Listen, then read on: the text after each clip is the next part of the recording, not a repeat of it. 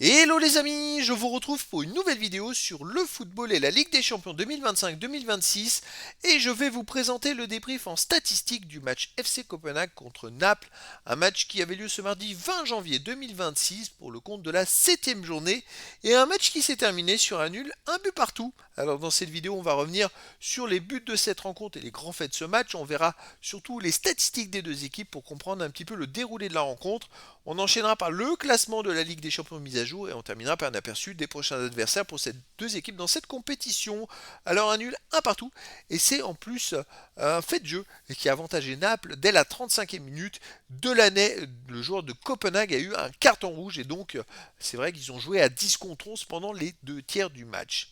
À la 39e minute, juste derrière, 4 minutes après, c'est McTominay de Naples qui a ouvert le score. Et donc 1-0 à la mi-temps pour Naples. Mais en deuxième mi-temps, Larsson a égalisé à la 72e pour le FC Copenhague. Et donc sur un penalty qui a été repoussé par le gardien, je le précise. Et donc le FC Copenhague est revenu et a réussi à faire le match nul. Alors au niveau des statistiques, il y a eu 1,46 XG buts attendus à 1,38 pour Naples. Donc seulement 0,08 d'écart entre les deux équipes.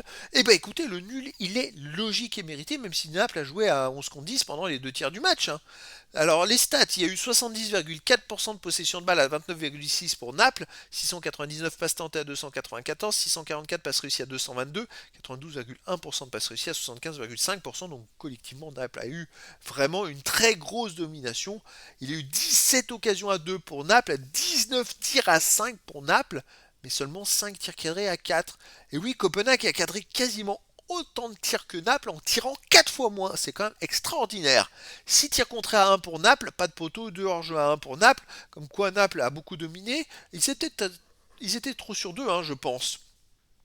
Le fait de mener un 0, de se balader, eh ben ils se sont pas méfiés. Et puis finalement, Copenhague est allé chercher le match nul. Les autres stats, il y a eu 11 corners à 1 pour Naples, 31 centres à 9 pour Naples, 7 interceptions à 5 pour Copenhague, 13 tacles à 11 pour Copenhague, 49 duels gagnés partout, 5 arrêts à 3 pour Copenhague, 15 fautes à 13 pour Naples, 2 jaunes partout, un rouge à 0 pour Copenhague.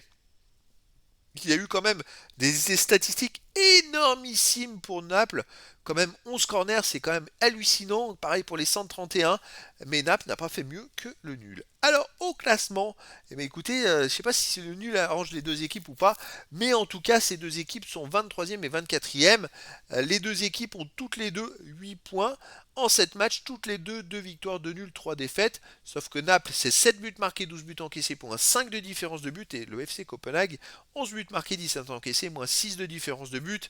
Et donc voilà, ces deux équipes sont en attente des résultats demain de la prochaine journée qui pourraient éventuellement les faire sortir de la zone de qualification. Et donc tout se jouera à la dernière journée. Et justement à cette journée, ce sera le 8e journée, le 28 janvier prochain à 21h. Le FC Copenhague va jouer au FC Barcelone. Eh ben ça va être très dur d'aller chercher la qualif, tandis que Naples va recevoir Chelsea. Et voilà, c'était donc le débrief en statistique du match FC Copenhague contre Naples, un match qui s'est terminé sur un nul, un but partout. Voilà les amis, je vous dis à très bientôt pour une nouvelle vidéo.